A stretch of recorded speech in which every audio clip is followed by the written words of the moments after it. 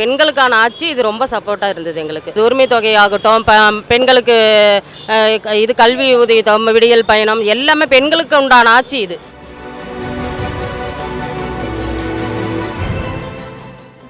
கனிமொழி அக்காவை பார்த்துட்டு அவங்க எங்கள் அக்கா அவங்கள பார்த்துட்டு வந்து நானும் அந்த மாதிரி போல்டாக பேசணுன்னு ஆசைப்பட்டு வழினா அவங்கள்ட்ட வந்து நான் பேசிக்கிட்டு இருக்கேன்.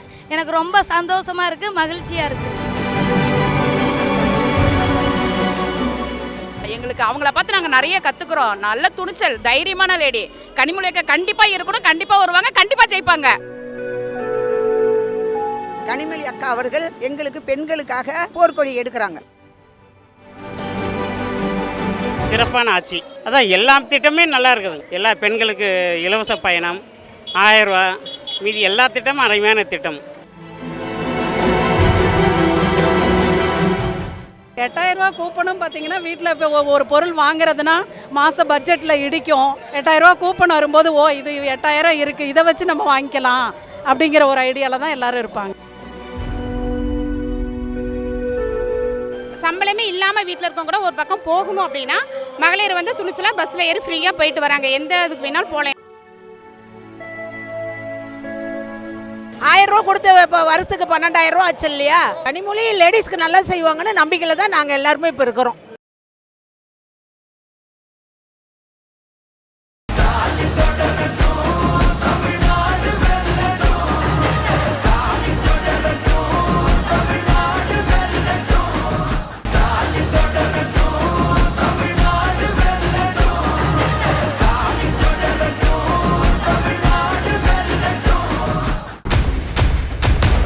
பேர் என்ன?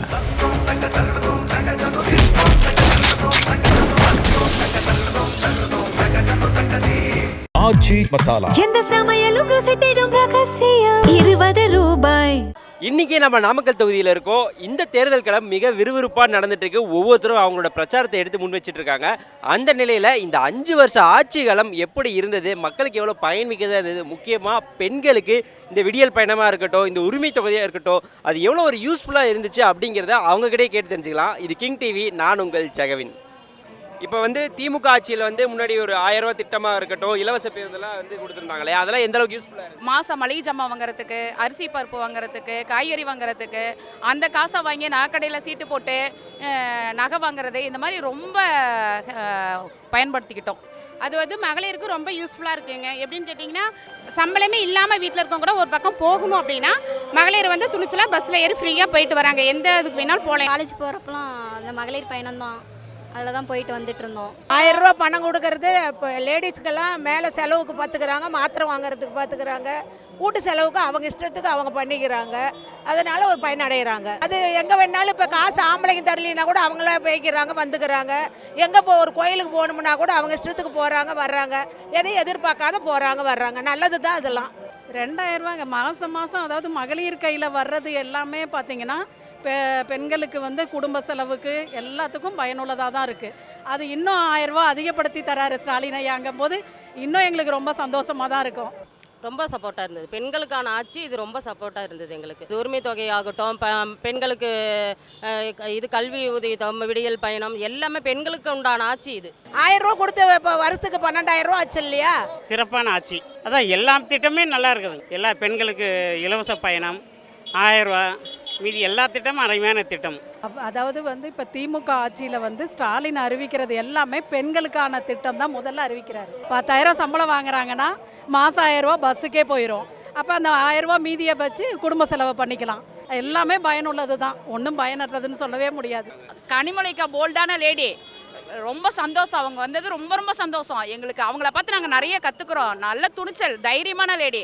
கனிமொழி அக்கா கண்டிப்பாக இருக்கணும், கண்டிப்பாக வருவாங்க, கண்டிப்பாக ஜெயிப்பாங்க. அவங்கள மாதிரி இருக்கணும், அவங்களுக்காக போராடணும்.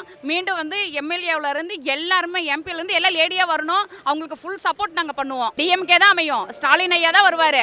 இன்றும் ஸ்டாலின் ஐயா, என்றும் ஸ்டாலின் ஐயா தான். கனிமொழி லேடிஸ்க்கு நல்லா செய்வாங்கன்னு நம்பிக்கையில் தான் நாங்கள் எல்லாருமே இப்போ இருக்கிறோம். கனிமொழி அக்கா அவர்கள் எங்களுக்கு பெண்களுக்காக போர்க்கொடி எடுக்கிறாங்க.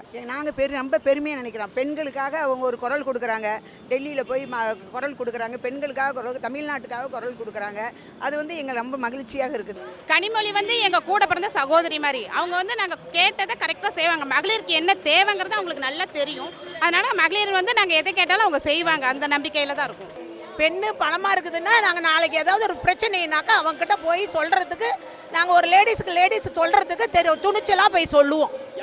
பெண்களுக்காக அவங்க முக்கியத்துவம் கொடுக்குறாங்க, பெண்களுக்காக குரல் கொடுக்குறாங்க. இனி வருகாலத்தில் பெண்களுக்கான ஆட்சி, இது பெண்களுக்காக அக்கா எப்பயுமே வழி நடத்தி நிற்பாங்க. கனிமொழி அக்கா பார்த்து என்ன கற்றுக்கிட்டோம் அப்படின்னா, எந்த இடத்துக்கு போனாலும் போல்டாக இருக்கணும், யாருக்கும் எதுக்காகவும் பயந்து கூடாது. அவங்க வழியில் நாங்கள் அதே ஃபாலோ பண்ணுறோம்.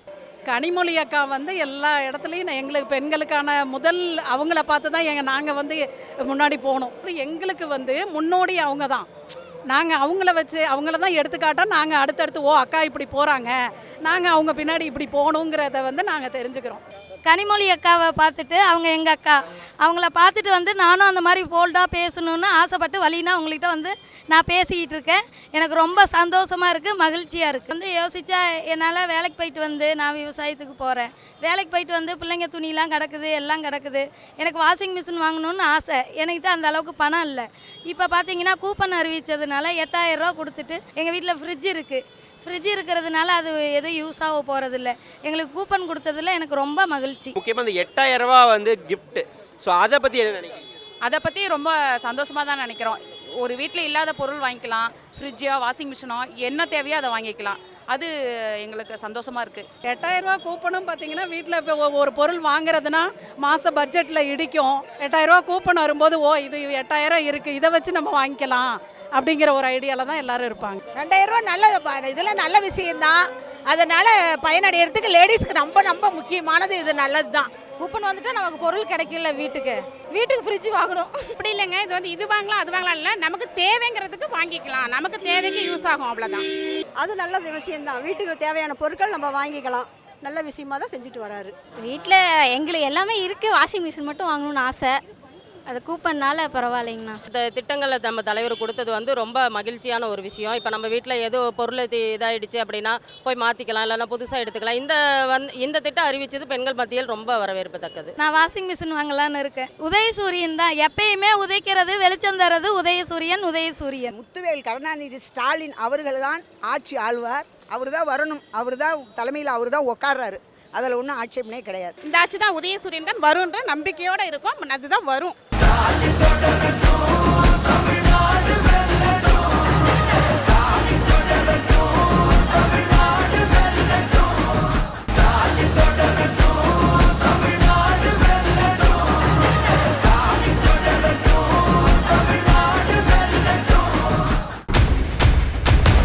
பேர் என்ன?